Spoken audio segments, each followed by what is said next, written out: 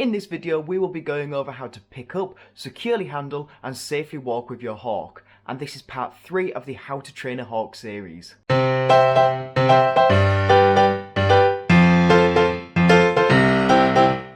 If you are new to falconry or thinking about getting a bird of prey, it's incredibly important that you properly handle your hawk. Before any flying is done, the entire relationship that you have with her is built upon the way that you handle her.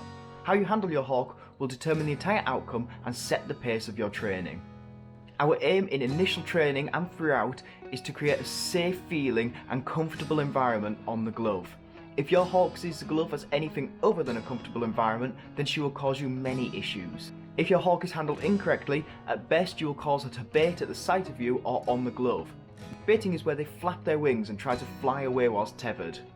At worst, she might even become aggressive towards you or escape your grip and fly away with all of her furniture on, and that can be fatal to a hawk. The first step to handling your hawk is getting her from perch to glove in a stress-free and calm manner. When attempting to get your newly acquired hawk on the glove, do not expect things to go smoothly to begin with.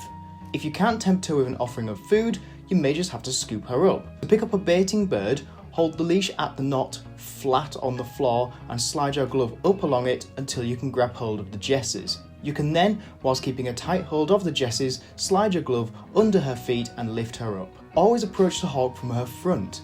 You may find yourself walking in a big circle until you are facing each other. As you get closer, bring yourself down to her level. It's unnatural for the bird to have things tower above them. This is called making in. If you remember, birds always like to go to the highest point. It will make picking her up easier.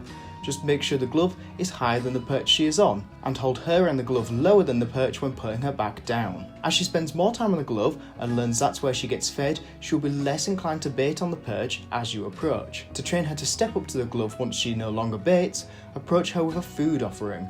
This can be a bit of a double-edged sword, as we want to train her to step up to the glove, but we do not want to train her to jump a long distance or doing any flying from this perch, as this may train her to bait towards you, which is just as bad as if she was baiting away from you. Once she is comfortable stepping to the glove from the perch, you can attempt without food.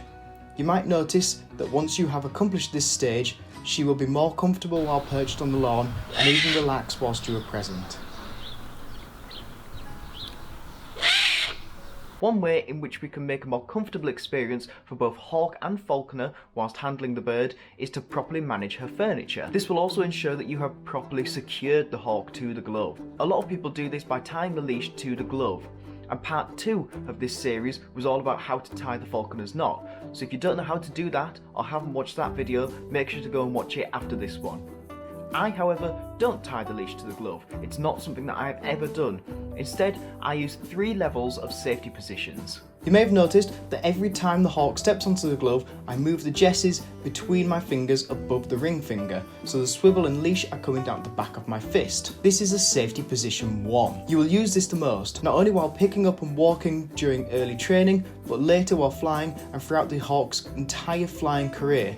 This is how you secure her to the glove. If you're new to handling birds of prey, this action must become second nature, and you must get into the habit until it's so natural that it just becomes part of holding a bird. Once I have a leash free from the perch, I wrap it once around my entire free hand, and then it is wrapped again around my first 2 fingers. This is safety position 2. The jesses are then taken out of safety position 1 and held by all fingers flat against the palm. The leash is then unwrapped from the first 2 fingers and brought around the back of the gloved little finger and wrapped around tight. The leash is then unwrapped from the free hand and again brought to the back of the glove, but this time loosely back through above the ring finger. This is now safety position 3. Like with the knot, it is important to practice this until it is muscle memory and you can swap from position 1 to 3 and back to 1 as smoothly as possible. You might want to practice with just a leash and a glove before attempting with the hawk.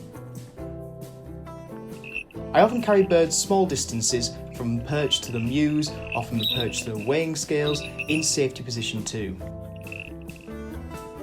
To go back to safety position 1, the loose loops are removed from the gloved hand, make sure to try and do all of these steps without fully opening any fingers. The leash is then wrapped around the free hand once, and then in one fluid motion, the leash can be undone from the little finger and wrapped around the two fingers of the free hand. This is back into safety position 2. The jesses are brought back above the ring finger. With the jesses secured in safety position 1 again, the leash can be unwrapped from the free hand and the bird can be tethered to the perch. I rest my gloved hand on the perch while tying the knot, but if the bird wants to step straight onto the perch, do not let go of safety position 1 until the knot is tied. So at the moment, she's in safety position 3, and this is the one that I use when I'm walking around with her.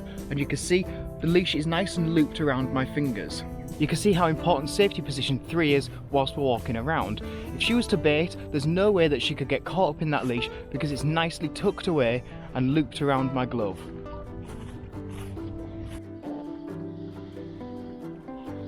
Now that we have calmly made in and secured the hawk to the glove, it's time to start moving around. In early stages of training, this can be as simple as moving from the mews to the weathering lawn. This is all part of the manning process, and that's something that we will be covering in a future video. And you can see she's nice and relaxed, and so am I, and that's important. There's no point being all stiff and walking like a robot, because the more uncomfortable you are, the more uncomfortable the bird will be. You can see that my elbow is tucked in, and I'm holding her nice and close to my body, but not so close that we're touching each other.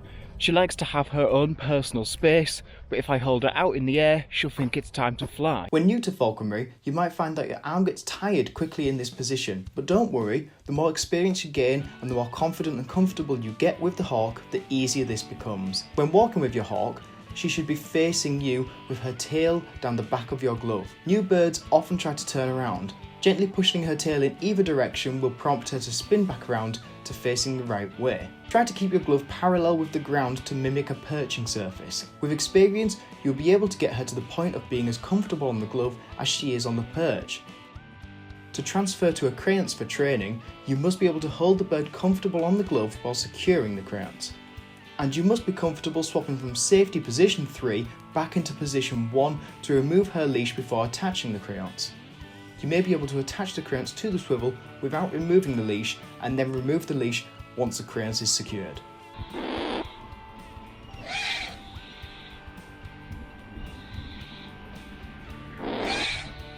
And that is how to safely walk and secure your hawk to the glove. It's entirely personal preference whether you tie the leash to the glove or use the 3 safety positions. You just have to try things out and see what's more natural for you.